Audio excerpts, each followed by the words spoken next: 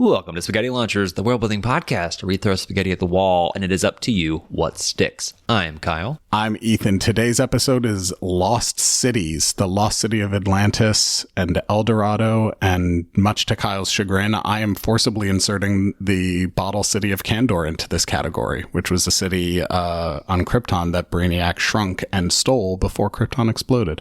Kyle didn't want that included in No, there. I didn't fight it. I didn't. Yes, you did. I think he just thinks I fought it. No, there's quite a few examples. If you look up Lost City on Wikipedia, there's a whole slew of them. Because there's a lot that were lost during the Roman Empire, which I found fascinating. They made a lot of cities, and they had pretty good record keeping. But then they lost a bunch of them. Yeah, well, they wrote a lot down. Data science is hard. So we just know that they existed. Where there's probably a lot more lost cities in the Americas that we'll never know about because we don't have written record of it. It's true. So, but in the real world, there's tons of lost cities, that have been found. Many Atlantis, of them. Troy. Eldorado. Troy is a great example of a famous city that was lost for a long time. It took forever to find it. Yeah. To find the actual, we found the location. We know for sure. We thought it was this general vicinity, but we tracked it down. And that's sometimes what Lost City comes down to is we know it's that way. It's over in there. It's in this general direction. And we hope we can find it. And maybe we will. The Lost City of Hamunaptra from The Mummy, 1999. Oh. That one just came screaming out of left field. That's screaming out of the sky like the mummy. Remember at the end when they were in the plane and the sand wall. Yeah, yes. The sand wall. Anyway, in Bekvik, Numenor is a great example of a lost city of ancient civilization that is this shining beacon of progress that falls to its own hubris. Yeah. In Lovecraft, there's a whole bunch of lost cities. They love them. Yeah. I think an example. How do you pronounce the city that? I feel like everyone pronounces Cthulhu's home differently. How do you pronounce it? I don't remember the name of it. So. R'lyeh. Ryleh. I think there's an apostrophe in there. Fuck if I know. I've heard other people say R'lyeh. It's Lovecraftian. I know. nonsense. That's why it's fun. Yeah, you literally just say whatever you want, and no one can really complain. There's a glottal stop in there somewhere, probably R'lyeh. Yeah, that sounds pretty good. Yeah, why not? Let's stick with that. In Song of Ice and Fire, Valyria is technically a lost city because it was, a city that was lost. Yeah, it was lost in the it was lost in the more metaphorical way, I guess, rather than the physical way. So forgive me, I haven't brushed up on my Game of Thrones lore in a little while, but I thought Valyria was destroyed. It's destroyed. By the dragons, or the dragons. There was a war of the dragons. There was something like that. It's the doom of Valyria.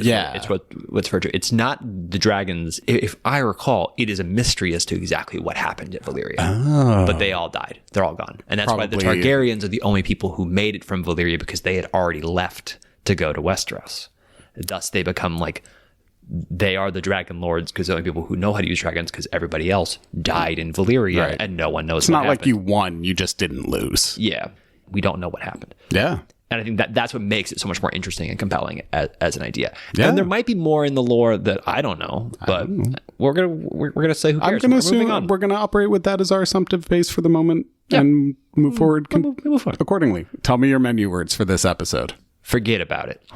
Forget about it. Lovely. What's yours? Lost in the Woods. Well, why don't you go first? Let's get lost in the woods. It's a beautiful day. Cool. I'm about to drop some major spoilers for the new movie on Apple Plus, The Gorge. So if anyone is interested in seeing that movie and cares about spoilers, you can stop listening in 3, 2... Or skip ahead by 3 minutes?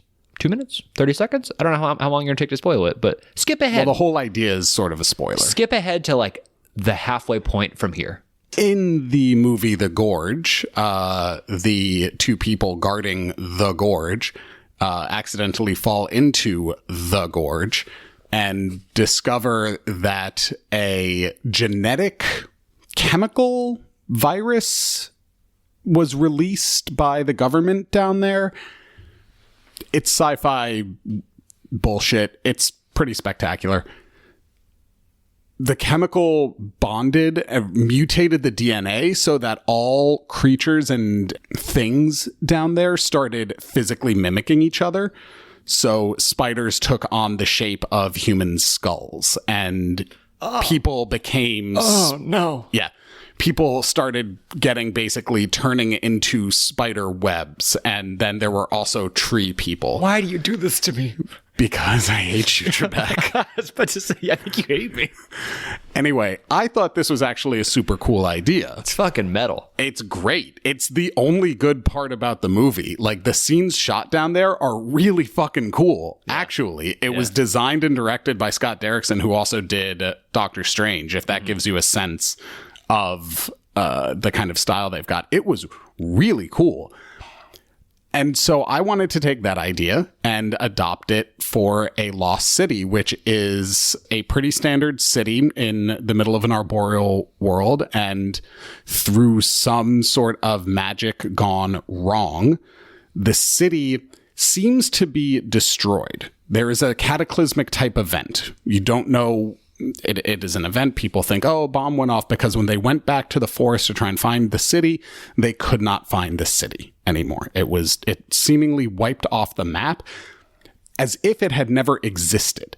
That's important, because people would have expected to find debris and ruins and dead bodies and skeletons, et cetera, et cetera. Yeah.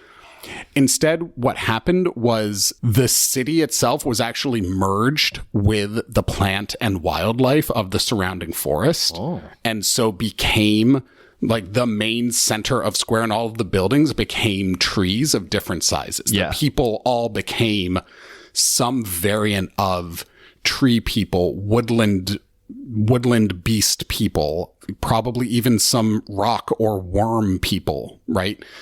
The city, it is the ultimate merger of nature and society. And the city still very much exists because people are still sort of fueled by the spell's magic. They live much longer lives. So maybe the city's been missing or lost for 50 something years.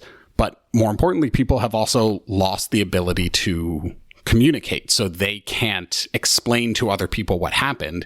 People think that these monsters and tree people just came in and killed the city itself and killed all of the people in it. So they're hunting these people now, instead of realizing that, oh, these are the people that we loved in this city. Yeah. These were our neighbors.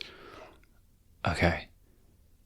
Just to understand, so that was all the plot of the Gorge, or that was the plot of the Gorge merged with your... That was the plot of... So the plot of the Gorge was the first part. I should have said when the plot ended.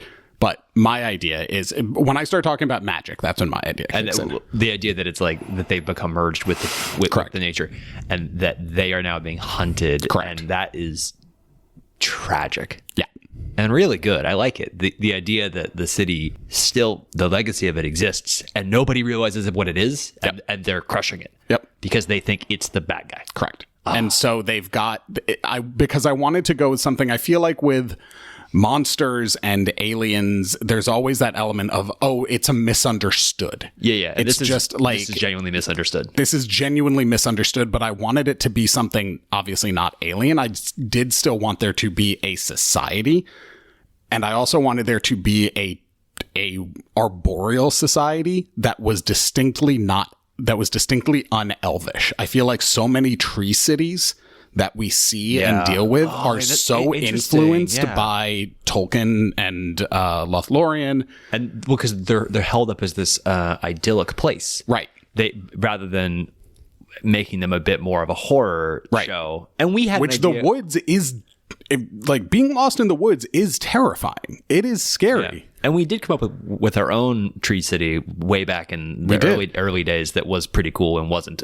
Absolutely. But I feel like tree cities either go one of two ways. They either go Lothlorien and Elvish, or they go Forest Moon Vendor. Okay. Where it's just like tree houses connected with rope bridges and things like this. This is more probably closer to Capitol buildings, center city halls turned into giant trees that maybe are hollow on the inside. And so there's an entire city built into the tree that people can go in and out of. They have their own ways of getting in there, but I want it to feel much more organic and grown and not a city built into the trees. Yeah. So, Groot. Yeah. Forgot about Groot. Yeah, I feel like Groot feels like a resident of this place. Yeah, very, very much like Groot. Yeah. Yeah. And the Ents, too, by extension. But maybe a bit more nimble in the way. Yes. Because like the Ents feel like they are old growth forests, you know, vibes versus distorted, manipulated, kind of, you know. Well, and maybe the Ents started as residents of this city. And then over time, people started thinking, oh, these are the cursed woods and the tree spirits that haunt it. But over time, because the magic is still keeping them alive, they have grown tall. The people have grown tall and strong. Yeah. And become Ents. And so it's this, people think they're tree spirits, and it turns out they're not tree spirits. It's just the legend that has taken on a life of its own over time. Yeah. Interesting. Well, it's like, I kind of like also the idea that, you know, you're at the edge of the woods in, you know, and there's the legend of, oh, there's a lost city somewhere in these woods. The woods grew over it, and we don't know where the ruins are. And you're like, no, the woods are the ruin. Yeah. That's it. That is the You're city. In the ruins. This is it. But people don't recognize that. People would have no concept of that being a thing. No. But so this effect, is it ongoing? So say you go there and you, as a person in the modern world, like go to where the city is and try to build a metal building. Does it also turn back to, does it turn to a tree? Do you turn into plants and form with nature over time? Or is this like a one-time event? I think over time. Okay. I think it's sort of like a radiation thing. Again, taking that that from the movie, where like, yeah, if you're adventuring, the movie does that. Sorry, spoilers. The movie does that. And spoilers, but I like how the sub spoiler within the 15-20 minute long spoiler section. Go fuck yourself. The movie does that, where they distinctly say it is an exposure based. Yeah. It is an exposure based thing. So like, if you're an adventuring party and you're using this for a game, you can have them rest there and nothing bad will happen there to them. But if they stay for weeks, months, years, then yeah, they're gonna start becoming. So then, okay. I think. I don't know. I don't know that I care. Fair enough. But I like the direction. And like, this is more of maybe just a sub idea, the idea of the radiation element. Because then what if it is radiation, at the edge of the forest, you have lower exposure to that same radiation. So you would have a, pun intended, like a radial level of this growth and these manipulated nature elements, so that people would honestly be able to pinpoint it. They'd probably be able to suss out, oh, as we get further and further in the woods, it becomes more and more distorted, and things here more natural, more intense. If we leave something here, it becomes a branch, over time. And maybe people can figure that out over time. And that could be a separate idea entirely. But I like the idea that there is a radiation of this natural thing, terraforming kind of magic. It would be a cool backstory for a druid. Yeah. That's how did you discover druidic magic? Well, I kind of just was born near this really fucked up forest. Maybe there's a whole circle of druids who they live in this spot. And they actively choose to be exposed to this radiative nature. And they know the line is don't go too close and you become a tree. But if you stay over here, you can still remain a human. Yeah. I could see that. That'd be kind of fun. It's sort of Pan's Labyrinth meets Beauty and the Beast. Interesting. Like, it's the vibe, the terrifying vibes of Pan's Labyrinth and and that kind of weird, fucked up Guillermo del Toro visuals, but with the mythology, the mythology and the magic of Beauty and the Beast. And songs? Yes. Okay, so it's a musical forest. Got it. Every forest is musical, you urbanite son of a bitch. True. I feel like I've been in a forest more recently than you have. Huh. Have you? I took a day off last week just to go in the forest. I bird all the time. I think it's a cool idea. I think there's a lot of material in here, and I think you can unpack it and you can just take different pieces of it, but then the core idea of the forest taking over and turning the city into forest, right? And that then the city's lost, and no one really understands that it is the woods is kind of fun. That it's the it feels almost more harmless than other versions of this, unless it becomes people are like, oh, this bastardized forest has, we need to kill it because it took over the city. You can do with it what you want. I mean, the point that I was sort of going for is that it is simultaneously as harmless and beautiful, dangerous and frightening as nature is at the same time. That's a good button. All right. Well, we'll move on to my idea. I forgot. You did. Good. That's exactly what I need you to do. So I'll recap it for you. So I forgot. I forgot my idea. Shit. I am obsessed with the idea, and I couldn't get out of my head, about a city that made sure the world forgot about it. It intentionally removed itself from the memory and knowledge of the people around them. Why, Kyle? 2 different versions of this. 1. Uno. This is a city that is fearing an expanding empire, and they want to conceal themselves so that they do not get overtaken. Pretty straightforward, pretty understandable. That's pretty rational. Sure. Take 2.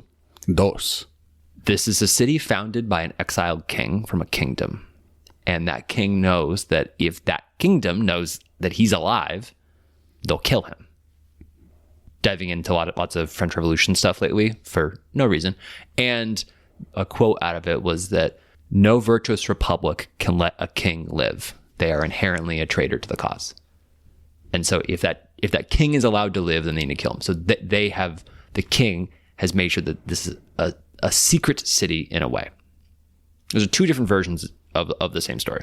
I like the second one better. Okay. Over time, so this city is an isolationist city by nature, so it's already kind of kept in the dark. But then something is going wrong in the city.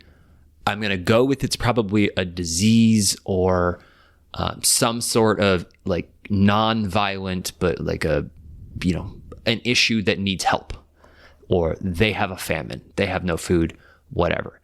And they are in dire trouble, but then they're trying to reach out for help, and no one knows that they exist. So and they're so removed and so remote that no one can get to them. And when they do send out a message, nobody knows where to go because they don't know where the place is. So they have all these notes of the city asking for help and asking people to send trade. But the people of the city don't quite realize that literally no one knows that they exist. They don't even, like, as far as they can tell, this isn't real. And so no one ever goes to help them. And they die. This is, and become a dead city. Dope. Yes. This is very cool. I love it anytime that there is anytime that there's a magical gaze put on people. Yeah. To make them forget. Yeah. Because the moment of that magic kicking in is always so much fun. Like in Baldur's Gate 3, there's the quest with the hags when the hag has put a hex on people to make them forget anything related to the little girl that she kidnapped. Yeah, yeah. And so the mother is talking and talking to the soldiers and like, my daughter. She's like, we're going to go find your, she trails off and she's like, why are you here? Yeah. Why did you come here again? And this mother's losing her mind. I love that. There have been other, I forget where it came from, but there was one where there have been, where there were books written about something that had been like erased from history or erased from reality. And anytime the main character would get to a page with that, anything related to that person, the letters would physically start jumbling and morphing and warping so that they were completely incomprehensible. Yeah. The special effects are and the vibes of it are very fun. Yeah, that's a really interesting point. And like how it's fun to think through how would that magic of erasure manifest. And so like a lot of my thinking around this idea is predicated more on the first version, the one where it's that they are erasing their memory from other people, but you could honestly do it where like the city, I don't know how to we don't want to get bogged down in specifics, but no, it's just doing the it's second version popcorn. where the people don't necessarily know the place exists, so they don't have to erase their memory very much, but they might have some sort of Gaius. If somebody sees the city, that they like, it jumbles their brain of what they saw. Yeah. If somebody, because it would be hard to hide the city forever. It's not, especially if it's, still like on the edge of this kingdom, people go up the mountain and go, hey, is that a city there? And then they go back down the mountain. And they're like, I don't know. What a weird hike. And it could be something, they forget what they saw. It could be something as simple as they are, and harmless as they are suddenly overcome with the need to realize that they have somewhere urgent to be. Mm-hmm. And so that's why they leave the city. And then as they're walking away, they forget. Oh, that's interesting. The people of the city don't remember where the city is.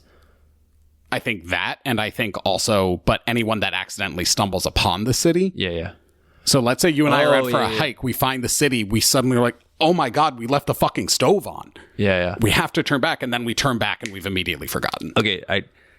I like that, but I want to make it where instead, so they don't even realize the power of this Gaius that they have. Because then they have asked, like they have gone and brought emissaries to their city to try to talk to them and to try to ask for aid and ask for trade or whatever. And when those emissaries leave, the Gaius kicks in and they forget anything that just happened. Yeah. So they are trapped by their own protection. Their own protection has cursed them because no one can remember that they talked to them. But there's I love that there's all this written documentation elsewhere in the world about this place, about these trade negotiations, but no one has any record of any trade happening. But of, these people came to the city or came to us and asked for help. We sent in emissaries, and then the emissaries came back and said it was nothing. Right. And we never did anything. And then just like, well, what happened? And just this like continual. And we sent more to explore the area and nothing was found. Yeah. We don't know who's playing this ongoing prank on us, but yeah. We've just given up. Every 6 months we are plagued by. Now imagine you deploy this in a RPG game. Yeah. And you go, your players find about this lost city. They go to it and they find the horrors and the ruin and the loot and all this stuff. And they explore, and then they leave. And then you as the DM being like, so last session, and you go to the session before they went to the city. Yeah, that's great. And you just skip, and you never acknowledge ever again that they went to this place. Yeah. Yeah, that's great. And it's the false Hydra's story. It's how do you fuck with your character, with the players so significantly that they their memory isn't even viable anymore. Yeah. And the city's a great way to pull very that fun. off. I dig it. Yeah. Giddy up. That's kind of it. Perfect. Well, what are you going to microwave for me? A lost city that actually isn't all that lost. It's like a mythical lost city, but they founded their current city on top of it. And they don't quite recognize it. There's all these stories of like French catacomb style. Yeah, I was gonna say like what is it? Like King Arthur's Camelot, and they're like, oh, like there's this castle. It's like, no, it's London. We're already there. Yeah. Like that idea. And I think that's fascinating. And they find the ruin. Like the ruins are beneath the city, but no one's digging it, so they don't actually see. Yeah. Yeah. What's yours? City eaten by a giant spirit whale that then fucked off back to the spirit world, taking the city with it, but it still exists in the belly of the whale. Jonah? Pretty much. Cool. All right. Well, what stuck for you? I love the memory loss. I think that's really fun. What memory loss? I love the tree people. I love the fusion, like the finding a way to do a forest city that is not Endor or Lothlorien. Yeah. Where it's much more organic and terrifying and beautiful at the same time. Really getting at that nature vibe. I think those are probably the two things. Is we always talk about things merging with nature, and it's like, oh, so we're going to have wood buildings and animal people. And it's like, we can be a little bit more fucked up than that. Like get a little rougher with it. It's not all pretty. Yeah. Check out China Mayville, whatever. Are you having a stroke? His book is right there. He's a fantastic author. And he's a fantastic author. He's a fantastic author, and he does so much fucked up people work. Yeah. He creates the most demented, insane, types of creatures that are the characters. And I think he really hits on some of this, this beautiful horror that you're talking about. Yeah. Which I think that vibe also stuck for me of the forest people that are, there's a hauntedness to this place that shouldn't be, but is, and gives strong Chernobyl vibes. Yeah, very much so. And I think Chernobyl vibes is fucking incredible. I think that really sticks for me. And then I think it's the idea that, what we got at with my idea of, you leave the place and you forget that it was there. Yeah. And I think it's a pretty neat solution to the problem, because I was like, oh, here's the core mechanic, but I don't really know much beyond that. And I think that's where it really works, is having a reason why they're stuck and why they will die. Yeah. It isn't like they are actually trying to get the help. They've changed. Like that exiled king is no longer even alive. So no one cares anymore. Matter. They're just like, oh, we're a city that's been in hiding forever. We were founded by the guy who ran away from you guys 300 years ago, but that doesn't matter anymore. We just need help. And they say, oh yeah, okay, we'll help. We'll be right back. Yeah. And they never come back. It's real monkey's paw shit. Yeah, kind of. Yeah, which is great. Yeah. Yeah. Got all the monkey's paw. Well, that's what stuck for us. Let us know what stuck for you. Emails in the show notes. Thanks for listening. Goodbye.